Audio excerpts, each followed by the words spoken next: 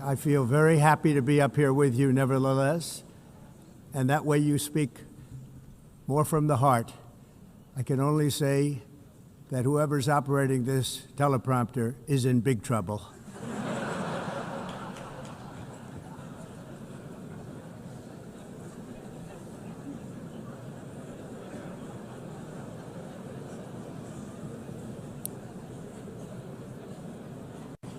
Hello, Madam First Lady. Thank you very much for being here. And Madam President, Mr. Secretary General, First Lady of the United States, distinguished delegates, ambassadors, and world leaders. 6 years have passed since I last stood in this grand hall and addressed a world that was prosperous and at peace in my first term. Since that day, the guns of war have shattered the peace I forged on 2 continents. An era of calm and stability gave way to one of the great crises of our time. And here in the United States, 4 years of weakness, lawlessness, and radicalism under the last administration delivered our nation into a repeated set of disasters. 1 year ago, our country was in deep trouble, but today, just 8 months into my administration, we are the hottest country anywhere in the world, and there is no other country even close. America is blessed with the strongest economy, the strongest borders, the strongest military, the strongest friendships, and the strongest spirit of any nation on the face of the earth. This is indeed the golden age of America. We are rapidly reversing the economic calamity we inherited from the previous administration, including ruinous price increases and record-setting inflation like we've never had before. Under my leadership, energy costs are down, gasoline prices are down, grocery prices are down, mortgage rates are down, and inflation has been defeated. The only thing that's up is the stock market, which just hit a record high. In fact, it hit a record high 48 times in the last short period of time. Growth is surging, manufacturing is booming. The stock market, as I said, is doing better than it's ever done, and all of you in this room benefit by that. Almost everybody. And importantly, workers' wages are rising at the fastest pace in more than 60 years. And that's what it's all about, isn't it? In 4 years of President Biden, we had less than $1 trillion of new investment into the United States. In just 8 months since I took office, we have secured commitments and money already paid for $17 trillion. Think of it, 4 years, less than $1 trillion, 8 months, much more than $17 trillion is being invested in the United States, and it's now pouring in from all parts of the world. We've implemented the largest tax cuts in American history and the largest regulation cuts in American history, making this once and again the best country on earth to do business, and many of the people in this room are investing in America, and it's turned out to be an awfully good investment during this 8-month period. In my first term, I built the greatest economy in the history of the world. We had the best economy ever, history of the world, and I'm doing the same thing again, but this time it's actually much bigger and even better. The numbers far surpass my record-setting first term. On our southern border, we have successfully repelled a colossal invasion, and for the last 4 months, and that's 4 months in a row, the number of illegal aliens admitted and entering our country has been 0. Hard to believe, because if you look back just a year ago, it was millions and millions of people pouring in from all over the world, from prisons, from mental institutions, drug dealers. All over the world they came. They just poured into our country with the ridiculous open border policy of the Biden administration. Our message is very simple. If you come illegally into the United States, you're going to jail, or you're going back to where you came from, or perhaps even further than that. You know what that means. I want to thank the country of El Salvador for the successful and professional job they've done in receiving and jailing so many criminals that entered our country. And it was under the previous administration that the number became record-setting, and they're all being taken out. We have no choice. And other countries have no choice, because other countries are in the exact same situation with immigration. It's destroying your country, and you have to do something about it. On the world stage, America is respected again like it has never been respected before. You think about 2 years ago, 3 years ago, 4 years ago, or 1 year ago, we were a laughingstock all over the world. At the NATO summit in June, virtually all NATO members formally committed to increase defense spending, at my request, from 2% to 5% of GDP, making our alliance far stronger and more powerful than it was ever before.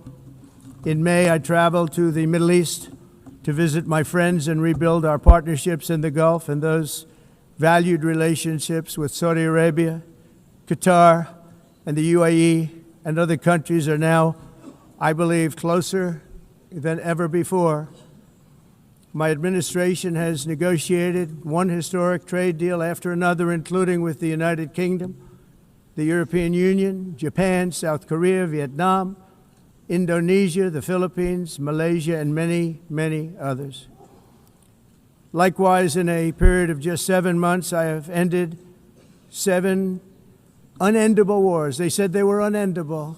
You're never going to get them solved. Some were going for 31 years, 2 of them, 31, think of it, 31 years. One was 36 years. One was 28 years. I ended 7 wars. And in all cases, they were raging with countless thousands of people being killed. This includes Cambodia and Thailand, Kosovo and Serbia, the Congo and Rwanda, a vicious, violent war that was, Pakistan and India, Israel and Iran, Egypt and Ethiopia, and Armenia and Azerbaijan. It included all of them. No president or prime minister, and for that matter, no other country has ever done anything close to that. And I did it in just 7 months. It's never happened before. There's never been anything like that. I'm very honored to have done it. It's too bad that I had to do these things instead of the United Nations doing them. And sadly, in all cases, the United Nations did not even try to help in any of them. I ended 7 wars, dealt with the leaders of each and every one of these countries, and never even received a phone call from the United Nations offering to help in finalizing the deal. All I got from the United Nations was an escalator that on the way up stopped right in the middle. If the First Lady wasn't in great shape, she would have fallen, but she's in great shape. We're both in good shape. We both stood. And then a teleprompter that didn't work. These are the 2 things I got from the United Nations, a bad escalator and a bad teleprompter. Thank you very much. And by the way, it's working now. It just went on. Thank you. I think I should just do it the other way. It's easier. Thank you very much. I didn't think of it at the time because I was too busy working to save millions of lives. That is the saving and stopping of these wars. But later I realized that the United Nations wasn't there for us. They weren't there. I thought of it really after the fact, not during these negotiations, which were not easy. That being the case, what is the purpose of the United Nations? The UN has such tremendous potential. I've always said it. It has such tremendous, tremendous potential, but it's not even coming close to living up to that potential. For the most part, at least for now, all they seem to do is write a really strongly worded letter and then never follow that letter up. It's empty words, and empty words don't solve war. The only thing that solves war and wars is action. Now, after ending all of these wars and also earlier negotiating the Abraham Accords, which is a very big thing for which our country received no credit, never receives credit. Everyone says that I should get the Nobel Peace Prize for each one of these achievements. But for me, the real prize will be the sons and daughters who live to grow up with their mothers and fathers, because millions of people are no longer being killed in endless and unglorious wars. What I care about is not winning prizes, it's saving lives. We saved millions and millions of lives with the 7 wars. And we have others that we're working on, and you know that. Many years ago, a very successful real estate developer in New York, known as Donald J. Trump, I bid on the renovation and rebuilding of this very United Nations complex. I remember it so well. I said at the time that I would do it for $500 million, rebuilding everything. It would be beautiful. I used to talk about, I'm going to give you marble floors. They're going to give you terrazzo. I'm going to give you the best of everything. You're going to have mahogany walls. They're going to give you plastic. But they decided to go in another direction, which was much more expensive at the time, and which actually produced a far inferior product. And I realized that they did not know what they were doing when it came to construction, and that their building concepts were so wrong, and the product that they were proposing to build was so bad and so costly. It was going to cost them a fortune. And I said, and wait till you see the overruns. Well, I turned out to be right. They had massive cost overruns and spent between $2 and $4 billion on the building and did not even get the marble floors that I promised them. You walk on terrazzo. Do you notice that? As far as I'm concerned, frankly, looking at the building and getting stuck on the escalator, they still haven't finished the job. They still haven't finished. That was years ago. The project was so corrupt that Congress actually asked me to testify before them on the tremendous waste of money, because it turned out that they had no idea what it was, but they knew it was anywhere between $2 and $4 billion as opposed to $500 million with a guarantee. But they had no idea, and I said it cost much more than $5 billion. Unfortunately, many things in the United Nations are happening just like that, but on an even much bigger scale, much, much bigger. Very sad to see. Whether the UN can manage to play a productive role, I've come here today to offer the hand of American leadership and friendship to any nation in this assembly that is willing to join us in forging a safer, more prosperous world. And it's a world that we'll be much happier with. A dramatically better future is within our reach. But to get there, we must reject the failed approaches of the past and work together to confront some of the greatest threats in history. There is no more serious danger to our planet today than the most powerful and destructive weapons ever devised by man, of which the United States, as you know, has many. Just as I did in my first term, I've made containing these threats a top priority, starting with the nation of Iran. My position is very simple. The world's #1 sponsor of terror can never be allowed to possess the most dangerous weapon. That's why, shortly after taking office, I sent the so-called Supreme Leader a letter making a generous offer. I extended a pledge of full cooperation in exchange for a suspension of Iran's nuclear program. The regime's answer was to continue their constant threats to their neighbors and U.S. interests throughout the region and some great countries that are right nearby. Today, many of Iran's former military commanders, in fact, I can say almost all of them, are no longer with us. They're dead. And 3 months ago, in Operation Midnight Hammer, 7 American B-2 bombers dropped the 14 30,000-pound each bombs on Iran's key nuclear facilities, totally obliterating everything. No other country on earth could have done what we did. No other country has the equipment to do what we did. We have the greatest weapons on earth. We hate to use them. But we did something that for 22 years people wanted to do. With Iran's nuclear enrichment capacity demolished, I immediately brokered an end to the 12-day war, as it's called, between Israel and Iran, with both sides agreeing to fight no longer. As everyone knows, I have also been deeply engaged in seeking a ceasefire in Gaza. Have to get that done. Have to get it done.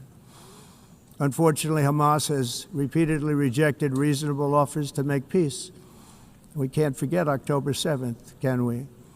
Now, as if to encourage continued conflict, some of this body is seeking to unilaterally recognize a Palestinian state.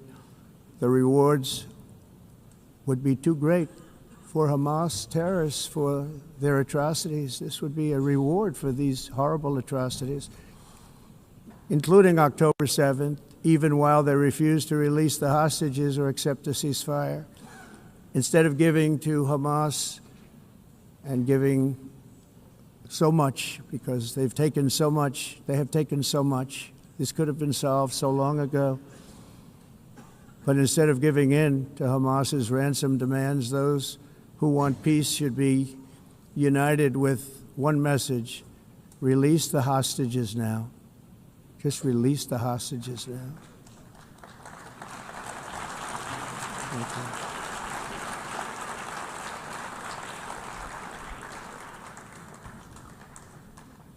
Thank you. As we have got to come together, and we will come together, got to get it done. We have to stop the war in Gaza immediately. We have to stop it. We have to get it done. We have to negotiate, immediately have to negotiate peace. We got to get the hostages back. We want all 20 back. We don't want 2 and 4. As you know, I got, along with Steve Witkoff and others that helped us, Marco Rubio, we got most of them back. We were involved in all of them. But I always said the last 20 are going to be the hardest, and that's exactly what happened. We have to get them back now. We don't want to get back 2, and then another 2, and then 1, and then 3, have this process. No, we want them all back, and we want the actually 38 dead bodies back too. Those parents came to me, and they want them back, and they want them back very quickly and very badly. As though they were alive, they want them. They want them every bit as much as if their son or daughter were alive. I've also been working relentlessly, stopping the killing in Ukraine. I thought that would be, of the 7 wars that I stopped, I thought that would be the easiest because of my relationship with President Putin, which had always been a good one. I thought that was going to be the easiest one. But you know, in war, you never know what's going to happen. There are always lots of surprises, both good and bad. Everyone thought Russia would win this war in 3 days, but it didn't work out that way. It was supposed to be just a quick little skirmish. It's not making Russia look good. It's making them look bad. No matter what happens from here on out, this was something that should have taken a matter of days, certainly less than a week, and they've been fighting for 3.5 years and killing anywhere from 5,000 to 7,000 young soldiers, mostly soldiers, on both sides, every single week, from 5,000 to 7,000 dead young people, and some in cities, much smaller numbers, where rockets are shot, where drones are dropped. This war would never have started if I were president. This was a war that should have never happened. It shows you what leadership is, what bad leadership can do to a country. Look what happened to the United States, and look where we are right now in just a short period of time. The only question now is how many more lives will be needlessly lost on both sides. China and India are the primary funders of the ongoing war by continuing to purchase Russian oil. But inexcusably, even NATO countries have not cut off much Russian energy and Russian energy products. which, as you know, I found out about 2 weeks ago, and I wasn't happy. Think of it. They're funding the war against themselves. Who the hell ever heard of that one? In the event that Russia is not ready to make a deal to end the war, then the United States is fully prepared to impose a very strong round of powerful tariffs, which would stop the bloodshed, I believe, very quickly. But for those tariffs to be effective, European nations, all of you are gathered here right now, would have to join us in adopting the exact same measures. I mean, you're much closer to this. We have an ocean in between. You're right there. And Europe has to step it up. They can't be doing what they're doing. They're buying oil and gas from Russia while they're fighting Russia. It's embarrassing to them, and it was very embarrassing to them when I found out about it, I can tell you that. They have to immediately cease all energy purchases from Russia. Otherwise, we're all wasting a lot of time. So I'm ready to discuss this. We're going to discuss it today with the European nations, all gathered here. I'm sure they're thrilled to hear me speak about it, but that's the way it is. I like to speak my mind and speak the truth. As we seek to reduce the threat of dangerous weapons today, I'm also calling on every nation to join us in ending the development of biological weapons once and for all. And biological is terrible, and nuclear is even beyond, and we include nuclear in that.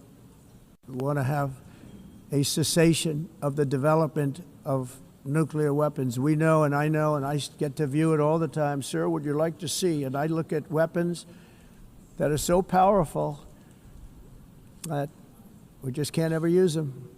If we ever use them, the world literally might come to an end. There would be no United Nations to be talking about. There would be no nothing. Just a few years ago, reckless experiments overseas gave us a devastating global pandemic. Yet despite that worldwide catastrophe, many countries are continuing extremely risky research into bioweapons and man-made pathogens. This is unbelievably dangerous. To prevent potential disasters, I'm announcing today that my administration will lead an international effort to enforce biological weapons convention, which is going to be meeting with the top leaders of the world by pioneering an AI verification system that everyone can trust. Hopefully the UN can play a constructive role, and it will also be one of the early projects under AI. Let's see how good it is, because a lot of people are saying it could be one of the great things ever, but it also can be dangerous, but it can be put to tremendous use and tremendous good, and this would be an example of that. Not only is the UN not solving the problems it should, too often, it's actually creating new problems for us to solve. The best example is the #1 political issue of our time, the crisis of uncontrolled migration. It's uncontrolled. Your countries are being ruined. The United Nations is funding an assault on Western countries and their borders. In 2024, the UN budgeted $372 million in cash assistance to support an estimated 624,000 migrants journeying into the United States. Think of that. The UN is supporting people that are illegally coming into the United States, and then we have to get them out. The UN also provided food, shelter, transportation, and debit cards to illegal aliens. Can you believe that? On the way to infiltrate our southern border. Millions of people came through that southern border.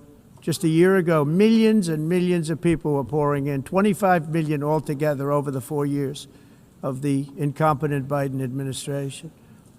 And now we have it stopped, totally stopped. In fact, they're not even coming anymore because they know they can't get through. But what took place is totally unacceptable. The UN is supposed to stop invasions, not create them and not finance them. In the United States, we reject the idea that mass numbers of people from foreign lands can be permitted to travel halfway around the world, trample our borders, violate our sovereignty, cause unmitigated crime, and deplete our social safety net. We have reasserted that America belongs to the American people, and I encourage all countries to take their own stand in defense of their citizens as well. You have to do that because I see it. I'm not mentioning names. I see it, and I can call every single one of them out. You're destroying your countries. They're being destroyed.